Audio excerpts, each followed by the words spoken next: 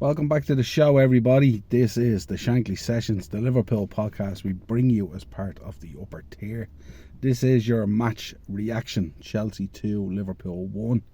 I was going to jump on last night, but I was listening to some of the content creators out there, and some of it is an absolute madness. The stuff that's coming out. This great team that has provided us with some unbelievable moments. This manager that delivered an unbelievable season last year on the back of Klopp leaving. And these players are being called cowards. And, you know, this manager, people talking about wanting this manager out and all this kind of thing. So I said I'd just back off and let things settle and digest it and try and figure out what's going on, because it's a real problem at the moment. So I got up this morning and I said, look, I'm going to put on a nice Sunday dinner for the family. We're going to do that. And I went out and I got the hair done. I got the beard done to make myself feel a little bit better and all that kind of stuff, because I know we're going to have 2 weeks of just listening to absolute shit being thrown at us. And from rivals, rightly so, because we would do the same. No doubt about it. But I think when you look at yesterday, you know, and it's been a horrific week really for us in terms of results, and not only that, performances as well. But there's such a huge amount of confusion there at the moment. We spoke a week or so ago about how does Slot actually know what his starting 11 is. Players still not looking fit.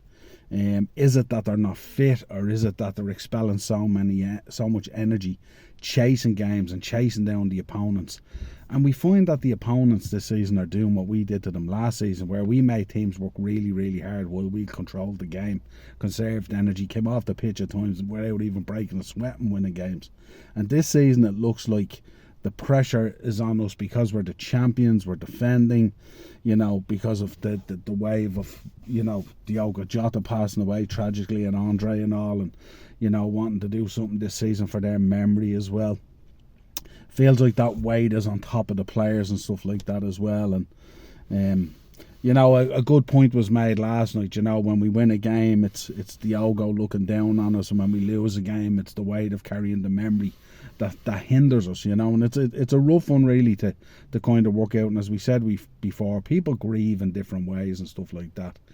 If you could, by the way, folks, subscribe to the channel and hit the bell notification button and drop a like on the video, I would really, really appreciate it. The subs are going up, the watch hours are going up, everything's going well. We're putting in a serious shift. We will be back tomorrow with the Monday mashup with Mark, digesting all the results from the weekend, which was a rough one for us, let's say. We'll also be back on Tuesday, back in the Tuesday slot for Pro Wrestling Weekly as well, so make sure you check that out. We'll be bringing you all the latest pro wrestling news and you know, reaction to Raw and SmackDown, all the usual stuff we do on the road to Crown Jewel and Perth and all that kind of good stuff. But getting back to the game anyway, and it was kind of like, I find it very hard at times to critique these players, because I think they're confused. I think there's whatever it is about the message coming from the training ground and the manager and the tactics and what we think we need to do, and by the time we go on the pitch, there seems to be a confusion. And I think really what we got to do, not so much strip it back, but I think what he needs to do, he needs to decide what his starting 11 is and what the plan is, and just go with that and let it stabilise. And we understand that players need to bed in. We understand there's players come in that aren't used to the league. We understand there's players that have come in that aren't used to the weight of playing for a club like Liverpool Football Club, and that jersey weighs heavy. Because of success, because of history, because of tragedy, because of everything.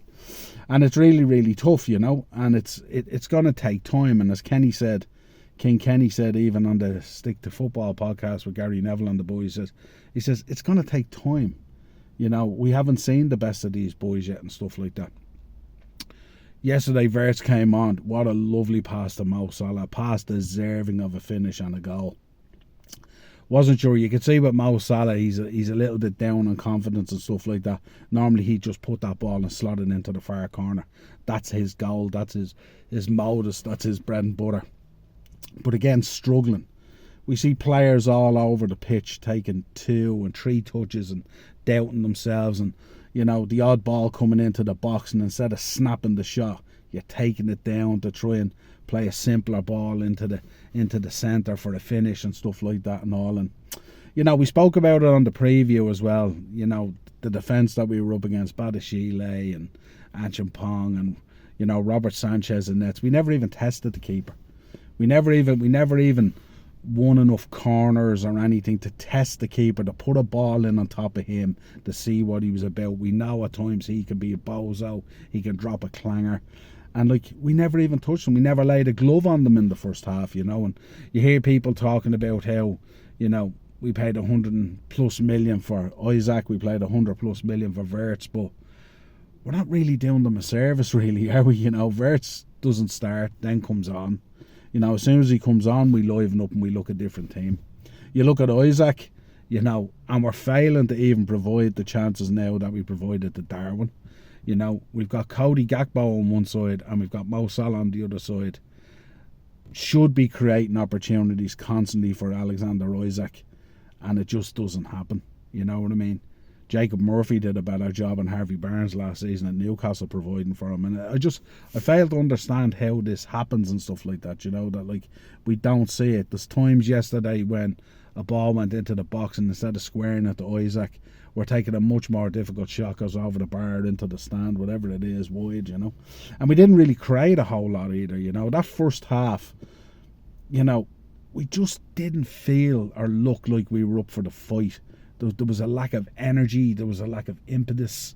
You know, we were just it just wasn't clicking. You know, like passing again was loose, constantly losing the ball.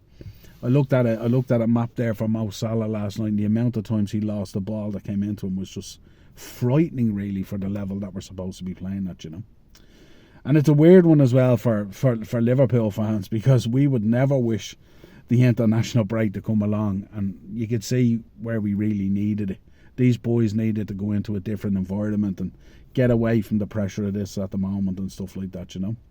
Now, having said that, looking at the season, I mean, okay, you know, we've dropped a couple of really poor performances. We've lost a couple of, you know, we've lost 3 really poor games on the bounce as well. Coming back now, we have massive games coming up. No less, Man United at Anfield is the next game. And that's going to be a massive game, because now you see United slowly starting to figure out things, slowly starting to get a formation. Looked really, really good yesterday and stuff like that and all. And, you know, they'd be thinking they didn't want the international break, whereas we're looking for the international break, and they're next up for us. And, like, we have to figure out what we're doing here, you know. You look at the way, you know, there's players going out there. You look at, for example, Dominic Szoboszlai, who literally played in every position yesterday. He was right back, he was midfield, sometimes he was in the 10, sometimes he was out on the wing, just all over the place. And what happens is, when you get players like that free roaming and being pushed around and changed and stuff like that and all, you lose your cohesion, you lose your formation, you lose everything really, and it just looks like scattergun really, you know.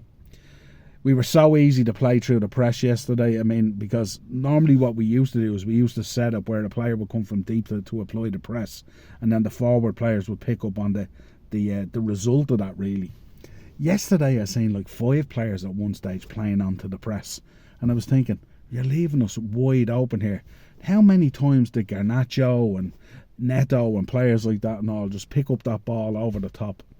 You know what I mean? And just, you know, just look like they were in and stuff like that, and it just looks so easy, and it's just, there's confusion there, and there's no cohesion within that front line and that attack and play about who should be going and who shouldn't be going, and when it's whose turn to go, and when it's in this position where this is your side, where who goes and who doesn't.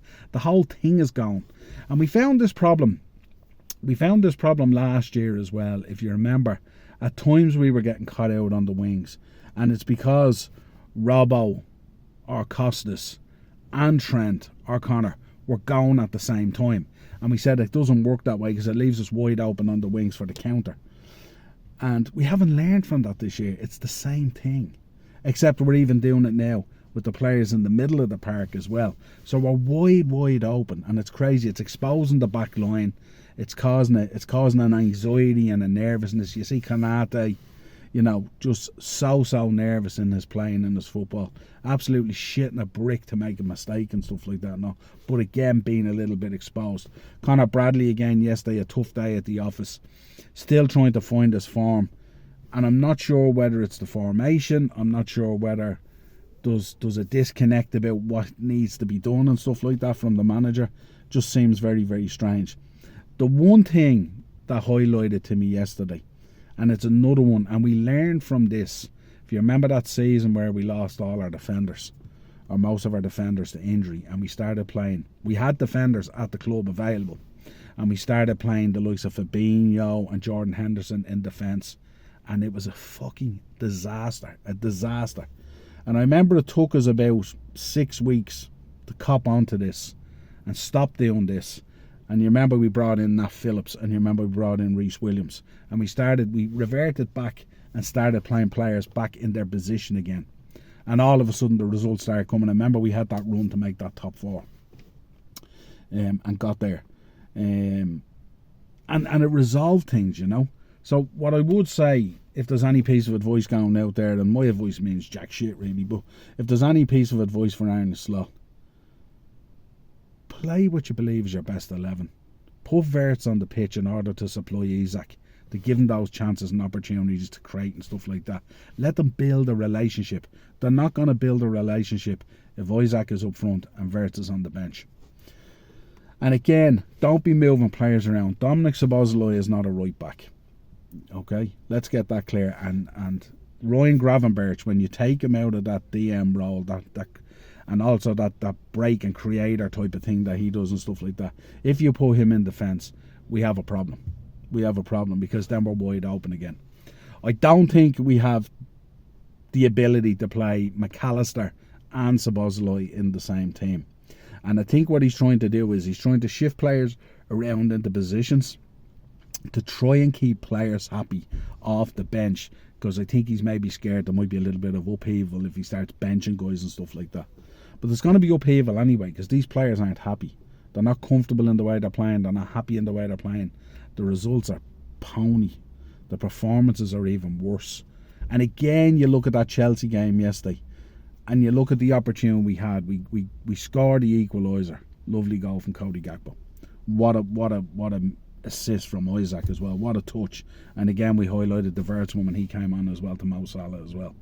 But what happens is, we scored a goal, we get the equaliser, and we think, right, now we're going to push on. These guys, they look like they will cough something up here, So if we press on and we push on, and we really go at them and stuff like that, and strangle them, try and suffocate them into their own half and stuff like that, they're going to cough up opportunities, and we could get the winner.